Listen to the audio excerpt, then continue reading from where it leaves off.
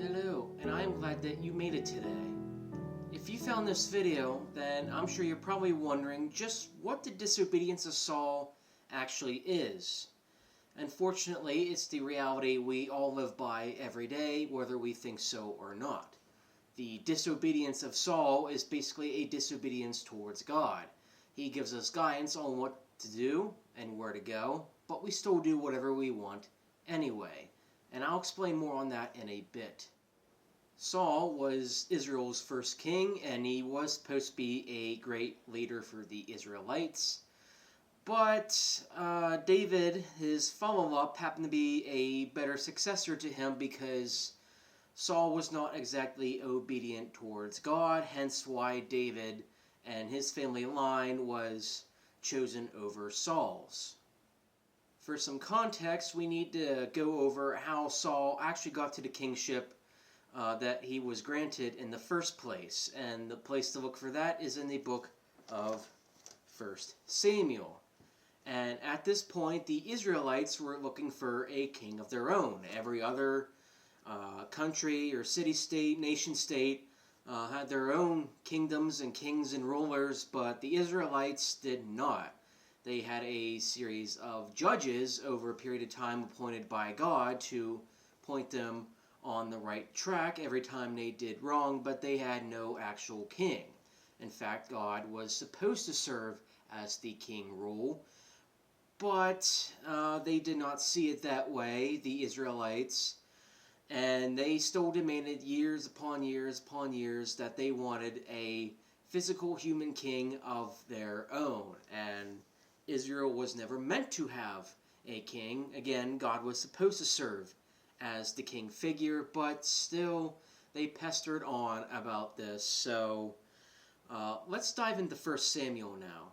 In the days of the book of Judges, following the death of Joshua, a generation of Israelites grew up not knowing the Lord and did whatever they wanted, like Saul in a way. In the last verse of Judges, Judges 21:25, it says, "In those days Israel had no king, everyone did as they saw fit."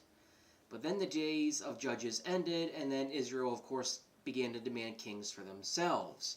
Israel had a knack for disobeying and doubting God, stemming even from the time they were brought out of Egypt. They constantly went back to worshiping the Baal demon, and they worshiped their Asherah poles, which, believe it or not, would have been the BC equivalent of stripper poles back then. So in a way, not really much has changed. And no matter how many times they experienced the glory and wonders of God, they still went back to their idols anyway.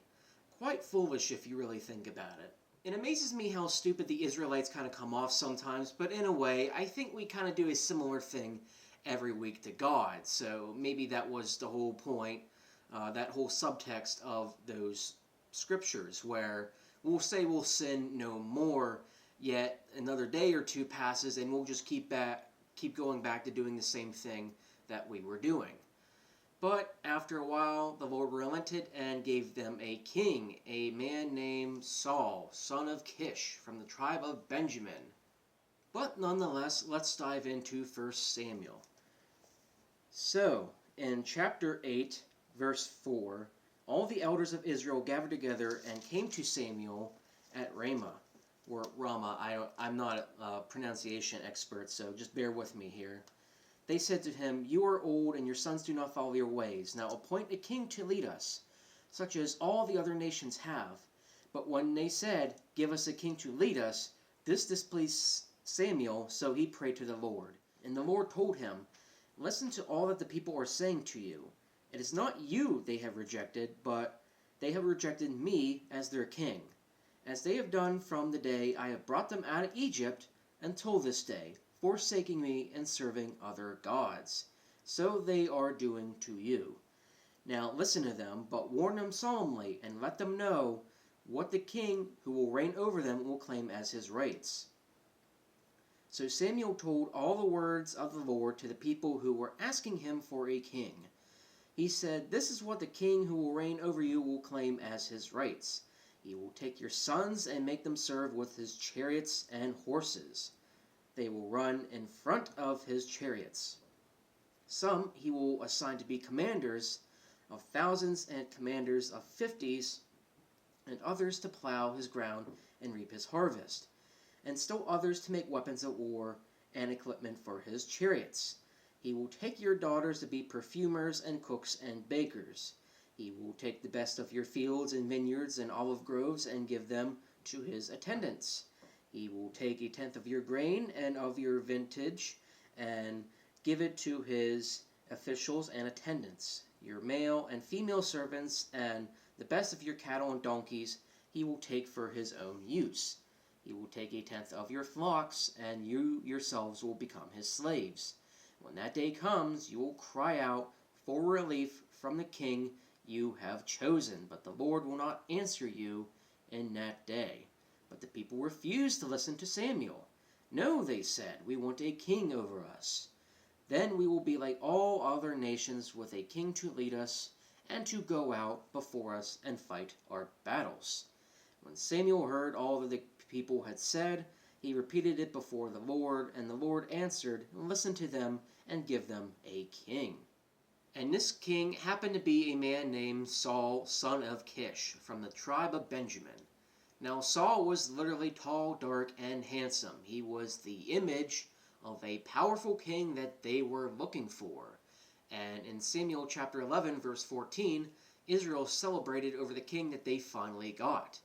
To Samuel, the Israelites really didn't make a king more of an importance to them than their own God, but yet in the end, they got what they wanted anyway. At first, all seemed too good to be true. Israel finally got their king, and unfortunately, Saul did not turn out to be the guy worthy of kingship over Israel after all. During his 42 years of kingship, Saul would repeatedly disobey the Lord, and it ultimately cost him. His first known act of disobedience was after he attacked the Philistine outpost, and the prophet Samuel was supposed to meet with him 7 days later. Instead, Saul did not wait for him all 7 days, and needlessly made a burnt offering to the Lord, assuming that the Lord's favor was not with him. And this began one of the many reasons why Saul's kingdom over Israel was stripped from him over time. This all happened in 1 Samuel chapter 13. Instead of listening to the Lord's command and waiting on his prophet, Saul leaned into his own understanding and did the opposite. Another situation like this happened later on, infuriating Samuel and God even further. Later in 1 Samuel chapter 15, the Lord gave Saul explicit instructions to lay waste to the Amalekites. The Lord said, attack the Amalekites and totally destroy all that belongs to them. Do not spare them. Put to death men and women, children and infants, cattle and sheep, camels and donkeys. Destroy everything. And now that all sounds harsh, but the good Lord had his reasons for doing so when he gave the Israelites a command to wipe out their neighboring nations, is because the other nations were so horribly evil and such a horrid sight to the Lord, they had to be taken care of. But, simple destructions. Destroy everything, right? Yet again, Saul did not obey a simple task. Instead, he took Agag, king of the Amalekites, captive, and also spared the best sheep and cattle and everything else that was still good. He did not completely destroy like he was supposed to. Verse 10 follows this with the Lord's regret. I regret that I have made Saul king because he turned away from me and has not carried out my instructions. Samuel was also angry about Saul, and he said to him in chapter 15, verse 22, does the Lord delight in burnt offerings and sacrifices as much as obeying the Lord? To obey is better than sacrifice, and to heed is better than the fat of rams. Thus began the steps of replacing King Saul in his position of power. Now, I want to take a deeper look into Saul's actions and the fact that we should not lean on our own understanding. In Proverbs 3, verses 5 through 6, it says, trust in the Lord with all your heart and do not lean on your own understanding. In all your ways acknowledge him, and he will make your paths straight. This is why David took over the kingdom, since he was a man after God's own heart and not Saul. Too many times did Saul lean on his own ideas and become astray. God gave him explicit instructions to wipe out the Amalekites totally, cattle, and everything. But that wasn't good enough, apparently. He thought that if he went and did his own thing, that everything would still be a-okay. Yet still it infuriated God in the end. Those were what he thought were good intentions in his mind, but they ultimately ended badly. But concerning Saul himself, this is a root to a deeper problem for him. Disobedience towards God, even if he thought that he meant well. In fact, Saul's disobedience would cost him his kingdom reign and his life. Many years later, in 1 Samuel chapter 28, verse 3 through 25, Samuel at this point had passed away, and Saul doesn't even attempt to commune with God for advice, rather seeking reliance from the Witch of Endor. And no, I do not mean the planet with all the Ewoks from Return of the Jedi. No, I mean Endor, an actual physical place in the Middle East. Seeking mediums and spiritists was a big no-no, according to God, and that's actually one of the most despised sins that you could possibly make in his eyes. So it's no wonder his anger burned towards Saul when he decided to seek out the Witch of Endor instead.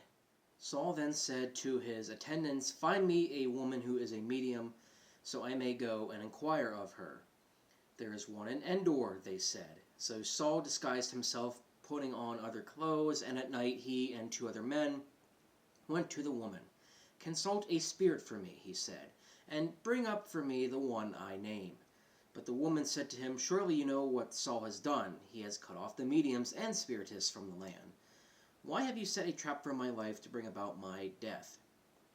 Saul swore to her by the Lord, "As surely as the Lord lives, you will not be punished for this." Then the woman asked, "Who shall I bring up for you?" "Bring up Samuel," he said. When the woman saw Samuel, she cried out at the top of her voice and cried out to Saul, "Why have you deceived me? You are Saul." The king said to her, "Don't be afraid. What do you see?" The woman said, "I see a ghostly figure coming up out of the earth." "What does he look like?" he asked. "An old man wearing a robe is coming up," she said. Then Saul knew it was Samuel, and he bowed down and prostrated himself with his face to the ground. Samuel said to Saul, "Why have you disturbed me by bringing me up?" "I am in great distress," Saul said. "The Philistines are fighting against me, and God has departed from me. He no longer answers me either by prophets or by dreams, so I have called on you to tell me what to do." Samuel said, "Why do you consult me now that the Lord has departed from you and become your enemy? The Lord has done what he has predicted through me. The Lord has torn a kingdom out of your hands and given it to one of your neighbors, to David, because you did not obey the Lord or carry out his fierce wrath against the Amalekites. The Lord has done this to you today. The Lord will deliver both Israel and you into the hands of the Philistines, and tomorrow you and your sons will be with me. The Lord will also give the army of Israel into the hands of the Philistines." Immediately Saul fell full length on the ground, filled with fear because of Samuel's words. His strength was gone, for he had eaten nothing all that day and all that night. As the Lord promised, Saul was delivered into the Philistines' hands, and in 1 Chronicles chapter 10, Saul was wounded by Philistine archers and then fell on his own sword, sealing his fate. David would then later succeed him as king, and with the exception of the Bathsheba incident, lived a life loyal to God, in contrast to Saul's tenure in office, shall we say. Saul was a king who was supposed to be obedient to God, but ended up doing whatever he wanted anyway. He leaned on his own understanding, much like another character from the New Testament named Judas Iscariot. So how can we apply today's lesson to our own lives? In what way do we act out on our own accord exactly the way we want to, even if it goes against God's desires for us? In a way, do we have a little bit of Saul in us each week, every day? Saul knew exactly what God wanted him to do, and he went and did what he wanted anyway. It's honestly no different than if we get told to complete a task at work and not follow through. or are told to take the recycling out to the recycling bin and we dump it in the trash instead. Or perhaps there was a time in your life where God wanted you to go somewhere and meet somebody and you didn't act accordingly. Are we as guilty as Saul in that manner? In a way, do we have a little piece of King Saul on the inside of us? Anyway, that's all I have for today, and I hope you understood what I tried to say in this Bible study video. Maybe you learned about the inner Saul that's still within you. And I understand I'm not a master theologian, I'm not Charles Spurgeon or Billy Graham, I'm not a pastor or a deacon, I've never been to seminary or to a Bible college in any form. I'm just a growing young man of God trying to convey this message from the Bible the best I can. And I try to do this to the best of my ability. So I hope I did what I sought out to accomplish today. Thank you for tuning in today, and make sure to spread this message around accordingly. Thank you for tuning into the 20th Century New channel. Hope to catch you on the fly. See ya, and God bless you all.